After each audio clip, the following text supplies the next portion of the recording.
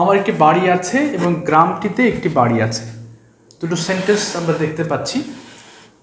দুটো সেন্টেন্সের শেষে আছে থাকলেও দুটোর স্ট্রাকচার কিন্তু কমপ্লিটলি ডিফারেন্ট। প্রথমটা কি, আমার একটি বাড়ি আছে, কোনো ব্যক্তির অধীনে কিছু আছে, এবং আরেকটা হচ্ছে গ্রামটিতে একটি বাড়ি আছে। এই ক্ষেত্রে কোনো একটা জায়গার কথা বলা হয়েছে, যে কোনো একটা জায়গায় কিছু আছে, right? So let's solve the problems of this two different sentences.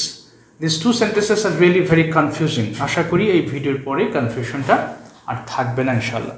So আমার একটি বাড়ি আছে, কি বলেছি, কোনো একটা ব্যক্তি আমার অধীনে আছে। সো এই ক্ষেত্রে আই হ্যাভ দিয়ে আমরা সেন্টেন্সটা মেক করবো। Okay, so let's write down. So আমার একটি বাড়ি আছে, কি বলবো, I have a house. Okay, I have a house. So এখানে আমার পরিবর্তে যদি তোমার হয় কিংবা তার হয়, according to the subjects, have এর পরিবর্তে আমরা তখন হ্যাজ এর বিষয়টাও দেখব। যেমন তার একটি বাড়ি আছে, হি হ্যাজ আ হাউস, অথবা রাহাতের একটি বাড়ি আছে, Rahat has a house.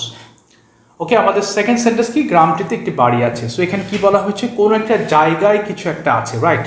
So এখানে আমরা দেয়ার দিয়ে শুরু করবো, যেহেতু একটা বাড়ি। So we have to write here there is a house in the village. In the village. Okay, একটা জিনিস আমরা খেয়াল করবো, এখানে একটা উচ্চারণ ঠিক করে নিই।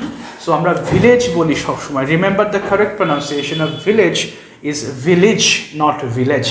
It's village. So there is a house in the village. গ্রামটিতে একটি বাড়ি আছে। তার মানে আমার একটি বাড়ি আছে কোনো ব্যক্তির অধীনে থাকলে আই হ্যাভ অথবা হি হ্যাজ দিয়ে আমরা সেন্টেন্স মেক করবো। কোনো জায়গায় থাকলে দেয়ার ইজ আ, যদি দুইটা জিনিস থাকে তাহলে দেয়ার আর, তারপরে আমরা সেই নাউনের প্লুরাল ফর্মটা বসিয়ে দেবো। Thanks for watching. See you in the next video. আসসালামু আলাইকুম।